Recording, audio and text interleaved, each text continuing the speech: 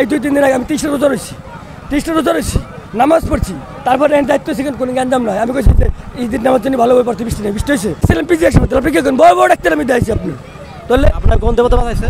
হ্যাঁ গণেশ পাগল, হ্যাঁ ওই যে আমার ছবিটা চলছে সাথে ওই যে ছবিটা আপনি লন প্রমাণ করে ছবি, হ্যাঁ ওটা আমি দিয়েছি গান আপনি মিথ্যা কথা ডায়লগ কি কর মিথ্যা কথা কি লাগবে স্বার্থের লেগে। এমন এক জায়গা যেখানে হিন্দু মুসলিম সকল ধর্মের মানুষই সমান শ্রদ্ধা এবং বিশ্বাস করে। আমরা আজ যে মাঠে দাঁড়িয়ে আছি এই জায়গাটি নিয়ে রয়েছে অনেক সত্য ঘটনা, যা সাক্ষী আছে অনেকেই। এই মাঠের বটগাছ যেমন শত শত বছরের পুরনো, তেমনি এই মাঠে মেলা হয়ে আসছে শত শত বছর ধরে। এই স্থানে আগে বর্ষার সময় স্বর্ণের নৌকায় বাইচ হতো, যা অনেকে দেখেছেন এবং শব্দ শুনেছেন অনেকেই। শুধু এটুকুই নয়, আরো অনেক সত্য ঘটনা রয়েছে এই জায়গা নিয়ে।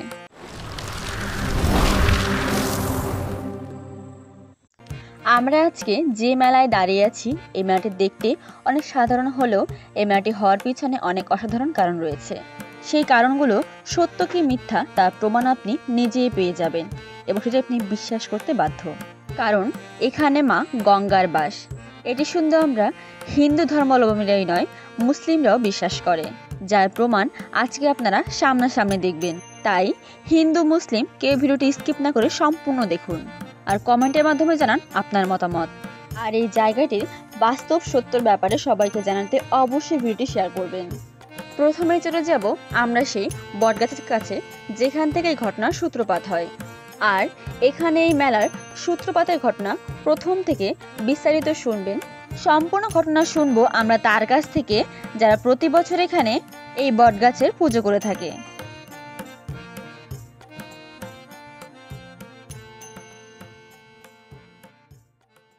সোনার নৌকা পবনের বইটে ছিল, এইখানে বাইচ হইতো, বড় কাঠামিয়া কচুরি ছিল, ঝুমুর ঝুমুর বাদ্য হইতো, সবাই শুনছে। তারপরে পিতলের বড় বড় মাটি ছিল, 7টা মাটি। এই যে কাশি কাটা গেছে, কাশি কাটা বাঁধে রাখছে, কাশি দিয়ে বাঁধে রাখছে, কাশি কাট দিয়ে চলে গেছে। তারপরে জগমোহন মণ্ডলের বাড়ি গেছে, তখন ওই মেয়ে ছেলেটা বলছে কি, মা আমি তোমার ভয় পাই, আমি যে তামাত না আসবো পর্যন্ত তুমি যাবে না। ওই মেয়ে ছেলেটা যখন জলে নামছে তখন আর পারে উঠে আসে নাই, ওইখানেই রয়ে গেছে। আর সেই মাটি আজও রয়েছে তাদের বাড়িতে, জগমোহন মণ্ডলের বাড়িতে। শিয়াল মাছ, শিঙি মাছ এগুলো কেন? এই জায়গা যাদের দায় হয়, ছেলে মেয়ে হয় না, মাথায় ব্রেনের অসুবিধা হয়, পাগল হয়ে যায়, তারা এনে শিঙি মাছ মানুষই করলে তাদের সেই সমস্ত রোগ ভালো হয়ে যায়। এই জায়গা স্নান করলে তাদের ছেলে মেয়ে হয়, যাদের বন্ধা নারী তাদের ছেলে মেয়ে হয়। একজনে আইছে এই জায়গা দেখতে আইছে, দেখতে আসছে, তারপরে ওই মাছে এমনি আইছে দেখতে, মা তার ভিতরে বিরাজমান হইয়া ঢুকে গেছে।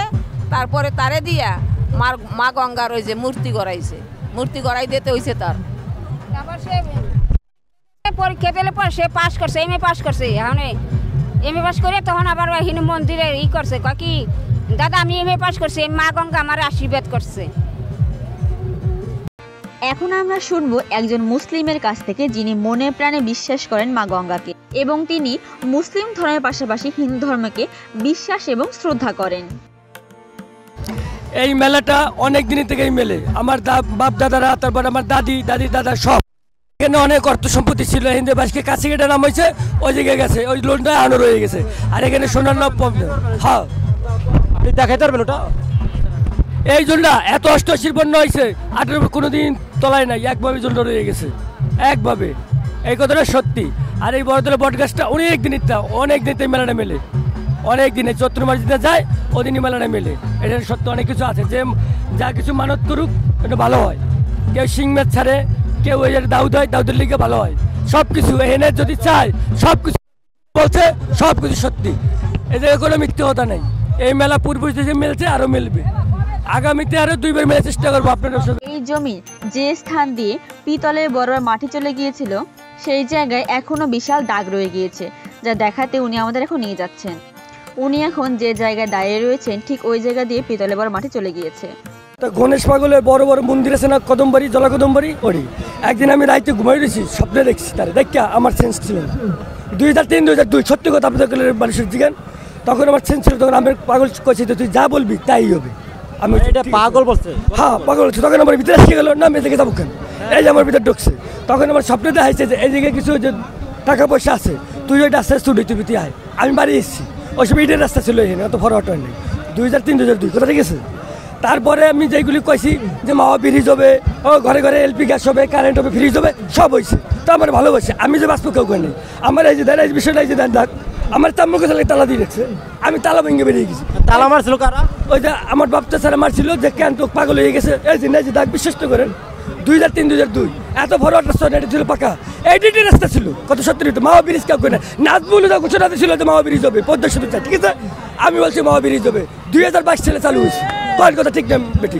হ্যাঁ তাহলে আমি সত্যি 30 সালে আমার মতো কমে থাকবে জিগান যে হারুন ভাই যাতে করছে ঠিক আছে নাকি, এই মেলা একবার মেলবে না, আমি কইছি যে মেলছে। আমি ঢাকা ছিলাম, আমার বাগান স্বপ্ন দেখাইছে যে তুই ঢাকা গেছিস, তুই বর্তলা যে খেদমত করবি। আমি আবার চলে গেছি। আপনি কিন্তু বিশ্বাস করেন এখানে গঙ্গা মামা করে? আছে আছে আছে। আপনি কেন বিশ্বাস করেন? হ্যাঁ আমার যে সমস্যা হয়েছে আমি ভালোভাবে কেউ বাঁচেন না। একবার ছিলাম পিজি একসাথে, আপনি কি করেন বড় বড় ডাক্তার আমি দিয়েছি আপনি। তাহলে আপনার কোন দেবতা বাঁচাইছে? হ্যাঁ গণেশ পাগল। হ্যাঁ ওই যে আমার ছবিটা চুল দেন সাথে করে ওই যে ছবিটা আপনি লন প্রমাণ করে দেন ছবি। হ্যাঁ ওটা আমি দিয়েছি দেন আপনি। মিথ্যা আমার ডায়লগ কারণ কি কর মিথ্যা তো কি লাগবেন স্বার্থের লেগে তাহলে তা আমি সব জায়গায় যাই, দেখাশোনা করে আমার দায়িত্ব। আমি কোনো গ্যাঞ্জাম না হোক কোনো, এই 2-3 দিন আগে আমি 30টা রোজা রয়েছি, নামাজ পড়ছি, তারপরে দায়িত্ব সেখানে কোনো গ্যাঞ্জাম নয়। আমি কইছি যে এই দিন নামাজ জন্য ভালোভাবে পড়তে, বৃষ্টি নেই, বৃষ্টি হয়েছে। আমি এই 2 দিন বাতি জ্বালাই কইছি যে 2-3 দিন মেলা হয়, কোনো বৃষ্টি দিন হয়। এখানে প্রার্থনা করছেন? হ্যাঁ সব জায়গায় পড়তে নামাজ পড়ছি, পিঠে গেছি। আমি আমার কাছে যাও কোনো গ্যাঞ্জাম করবো না, তুমি ভালোভাবে থাকো বাস। আপনি আমার মনে কথা জানতে দিলেন। আপনারা এতক্ষণ যারা ঘটনাটি শুনলেন তারা নিশ্চয়ই বুঝতে পারছেন এই মেলা যতটা না বড় তার থেকে বড় এই মেলার মাহাত্ম্য। এই জায়গায় এখনো কিছু অলৌকিক শক্তি রয়েছে যা এখনো এই জায়গায় মানুষ বিশ্বাস করে, এবং প্রতি বছরই চৈত্র সংক্রান্তির দিন দূর দূরান্তের মানুষ এই মেলায় আসেন এবং মা গঙ্গার পূজা করেন। তারা মায়ের আশীর্বাদ নিয়ে নতুন বছর শুরু করেন। এই ভিডিওতে হারুন রশিদ ভাই যেসব কথা বলেছেন প্রত্যেকটি কথা একজন হিন্দু এবং একজন মুসলিমের জন্য অনেক বড় বার্তা বহন করে। তাই ভিডিওটি আপনারা যারাই দেখবেন সবার আগে ভিডিওটি শেয়ার করবেন।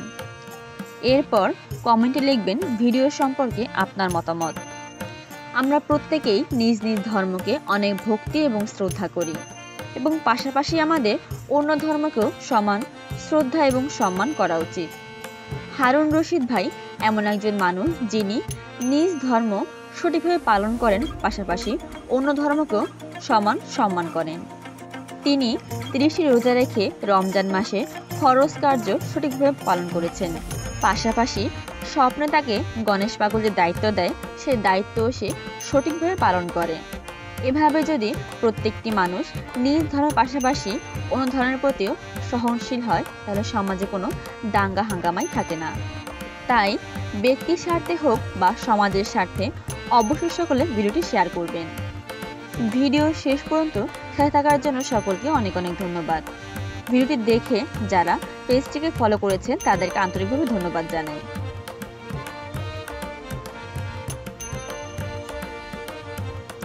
ভিডিওটি ভালো লাগলে অবশ্যই লাইক এবং কমেন্ট করবেন।